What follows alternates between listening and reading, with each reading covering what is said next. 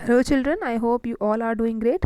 So today we are going to continue the chapter bringing up Kari. In the first part we have read that Kari was a 5 months old baby elephant and it was brought up by the narrator who was himself 9 years old boy. Kari enjoyed morning bath in the river and ate soft and tender twigs. Once the narrator was selecting twigs for Kari, suddenly he heard trumpet sound of Kari and ran towards the direction. He found Kari was struggling into the water to save a drowning boy. He pushed the narrator two in that river, and with their joint efforts, the boy was saved. So now let's forward. Kari was like a baby. He had to be trained to be good, and if you did not tell him when he was naughty, he was up to more mischief than ever. The narrator says that Kari was just like a child. He needed training to behave properly before others. If he is not trained, then he would create a lot of disturbance by his mischief. For instance, one day somebody gave him some bananas to eat. Very soon he developed a great love for ripe bananas. We used to keep large plates of fruit on a table near a window in the dining room. One day, all the bananas on that table disappeared, and my family blamed the servants for eating all the fruits in the house.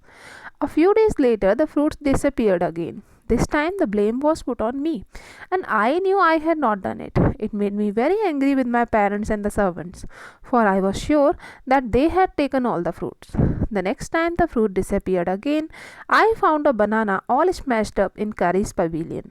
This surprised me very much, for I had never seen fruit there, and as you know that he had always lived on twigs. So now the author gives an example that when Kari did a mischief, that when Kari developed his love for ripe bananas, there was a fruit table at the dining table in narrator's house. Again and again fruits were disappearing, and for this act, first time the servants were blamed, and the second time the narrator himself was to be blamed. And he was much depressed by this thing, because he was thinking when he was not guilty, then why he was to be blamed. So at that time when he entered into Kari's pavilion, he noticed that there was a all smashed up banana was there, and he was surprised to see, because Kari ate only twigs. So now one day, while I was sitting in the dining room wondering whether I should take some fruit from the table without my parents' permission, a long black thing, very much like a snake, suddenly came through the window and disappeared with all the bananas. In the picture, also, you can see that a black thing, a black long thing, is entering into the room, and it is disappearing with all the bananas. So now the author or the narrator was thinking that why was he blamed when he was not guilty. Suddenly he noticed a thick and long black thing entered through the window and disappeared with all the bananas kept on the table.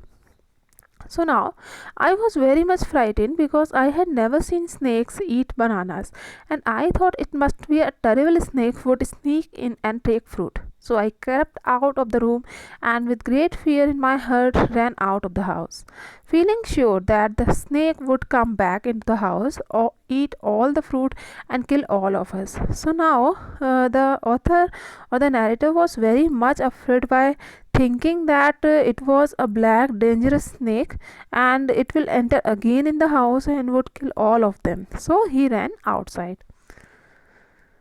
As I went out, I saw Kari's back disappearing in the direction of the pavilion, and I was so frightened that I wanted his company to cheer me up. I ran after him into the pavilion, and I found him there eating bananas. I stood still in astonishment. The bananas were lying strewn all around him.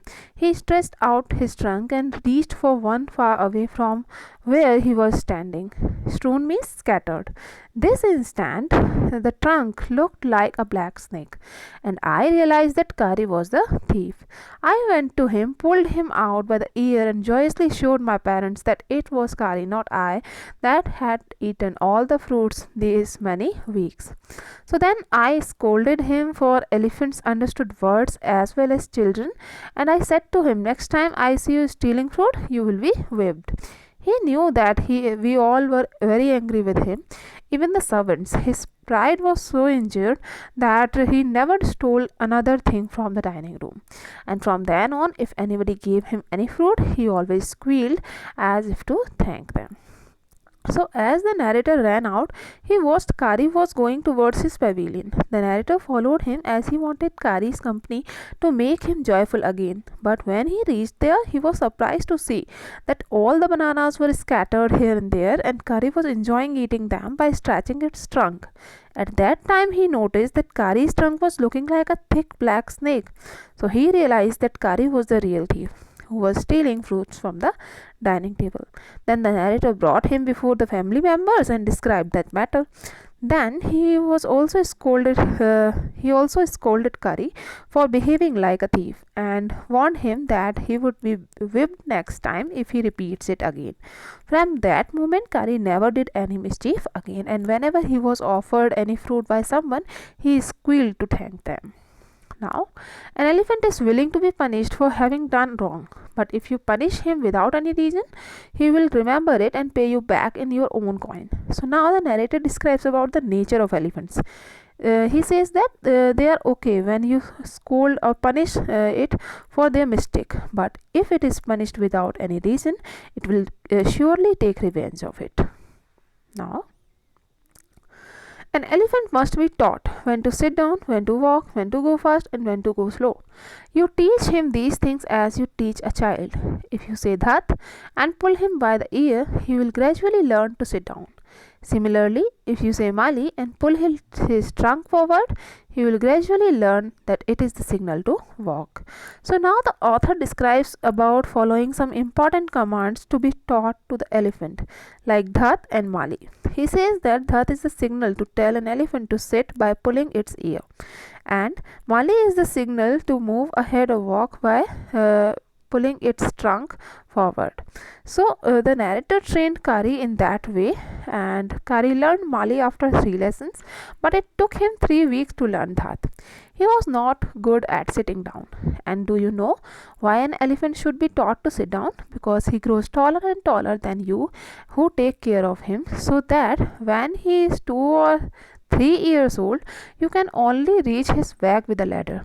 It is therefore better to teach him to sit down by saying Dhat, so that you can climb upon his back. For who want to carry a ladder around all the time?